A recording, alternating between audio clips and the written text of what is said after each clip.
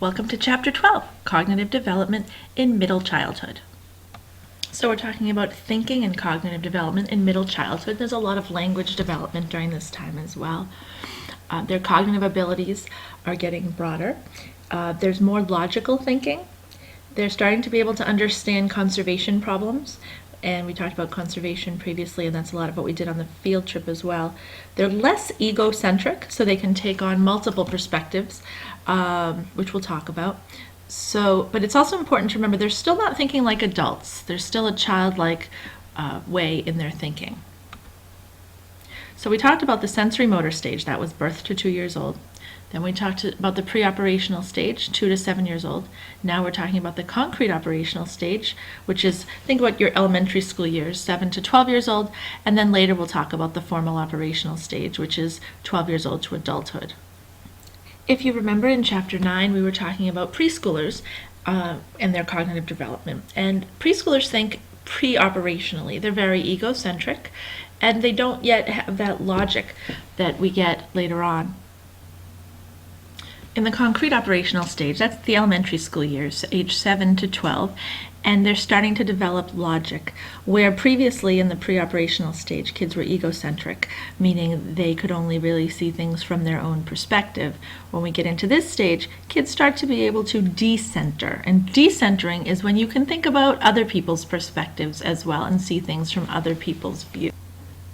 Please remember, we could talk about some examples of egocentrism and decentering. This picture is in your textbook on the top of page 297.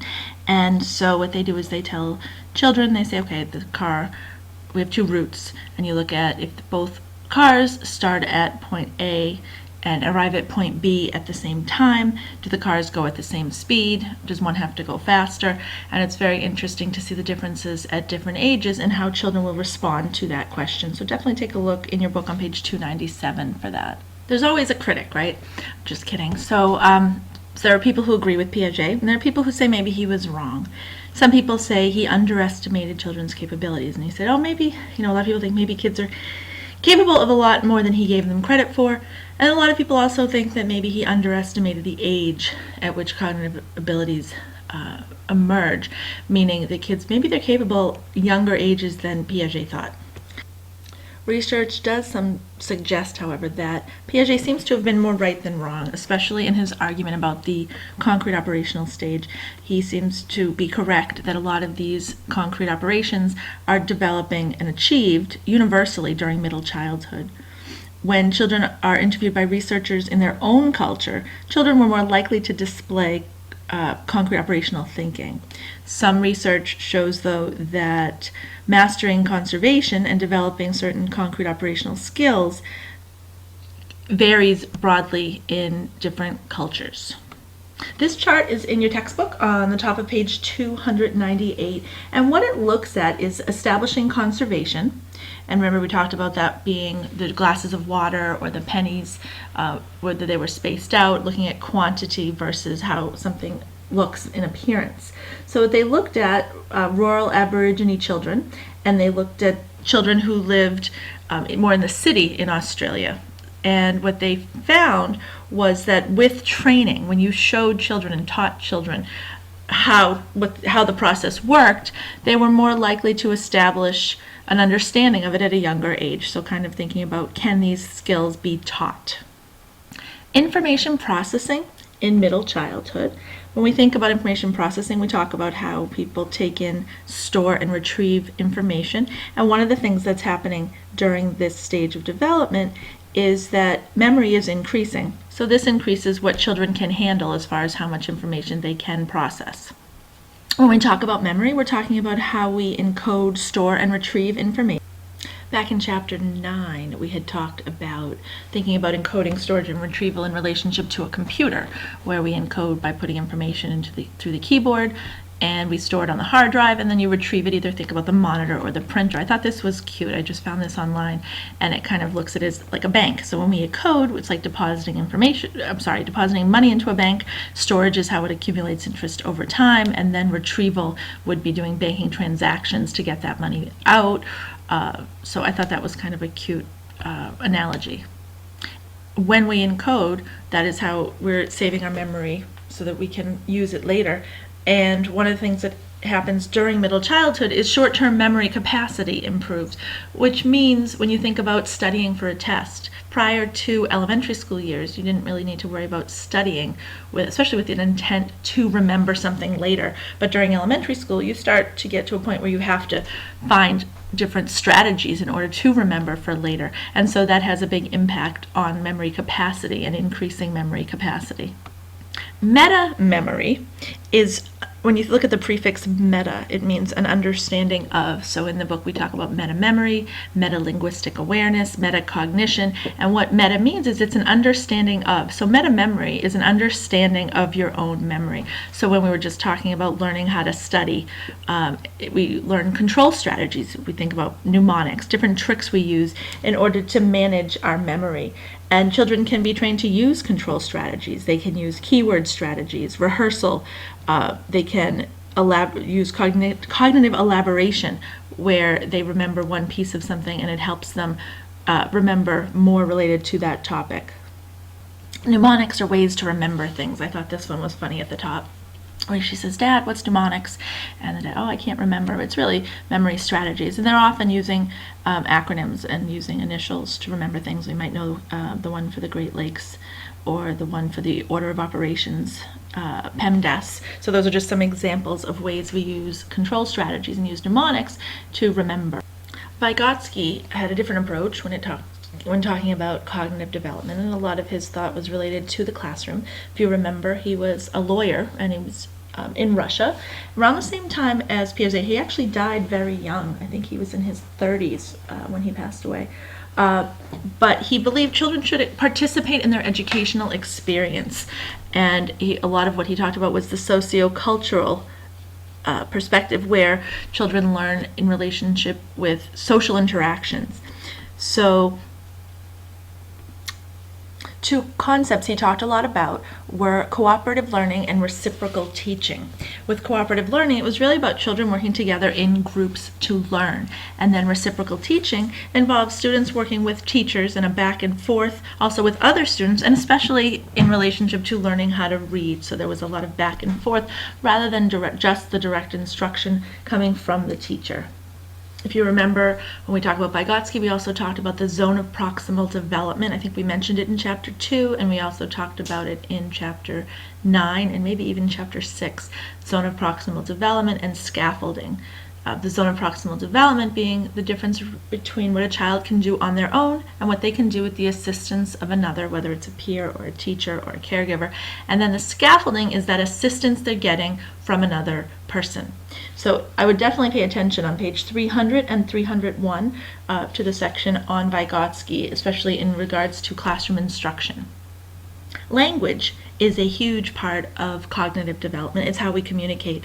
And when children get into middle childhood, there's a huge increase in their language skills, and they start to speak a lot more adult-like. And they learn a lot of these through different linguistic strategies. Vocabulary continues to increase during the school years. Their grammar improves. You'll notice a lot of that. I think sometimes we notice with younger kids there's some grammar that almost sounds cute and funny, and we often don't like to correct it because it sounds cute. But as kids get into early childhood and then into the elementary school years, we tend to notice more accuracy in their sentence structure, grammar, syntax.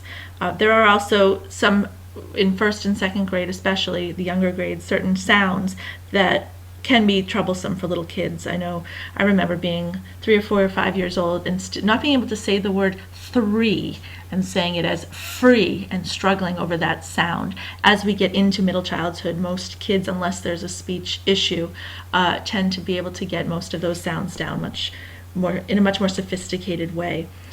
School-age children also can have some difficulty decoding sentences and have to learn a lot about intonation and tone of voice, especially when it comes to reading language.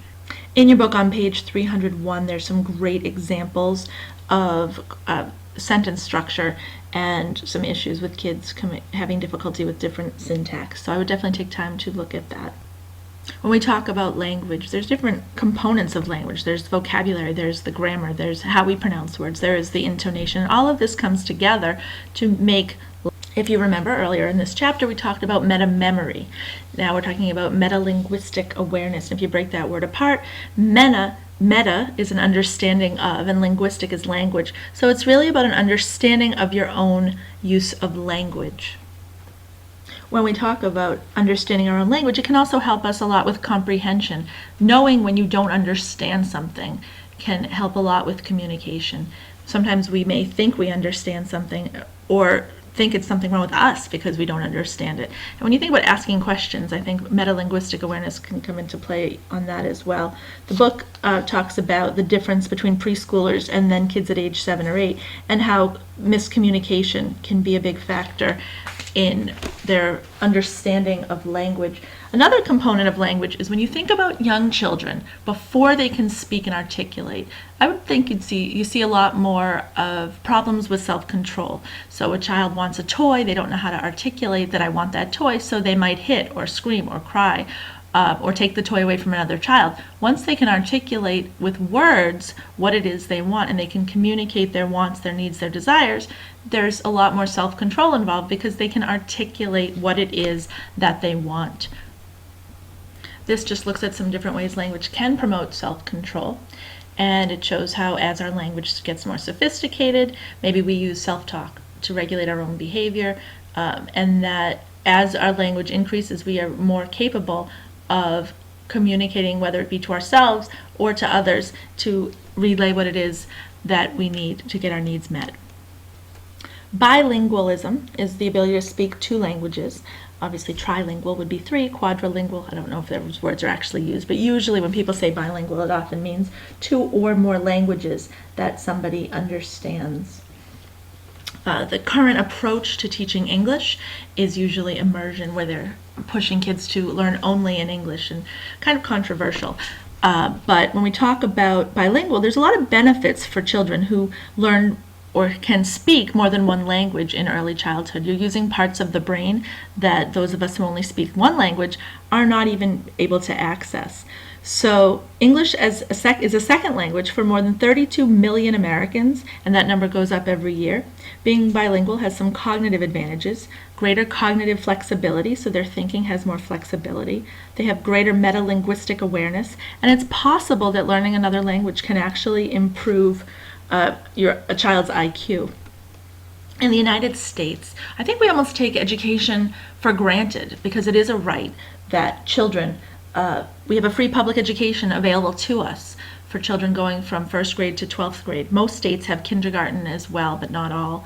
And we think of it because it is a universal right for us, but that's not true all over the world. And there's definitely a discrepancy in the level of education that men get in some parts of the world compared to women at every level of schooling. So what makes a child ready for school?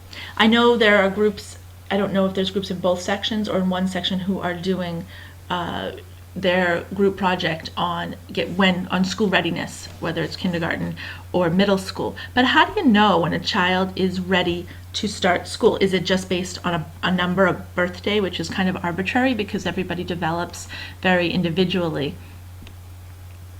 Some people think that the best decision when in doubt is to hold a child back, but I think it's really important to look at the individual child, their maturity level. Whether or not they went to preschool is important as well, and their overall developmental readiness to be in school. I actually knew someone who kept a child back because of the child's size.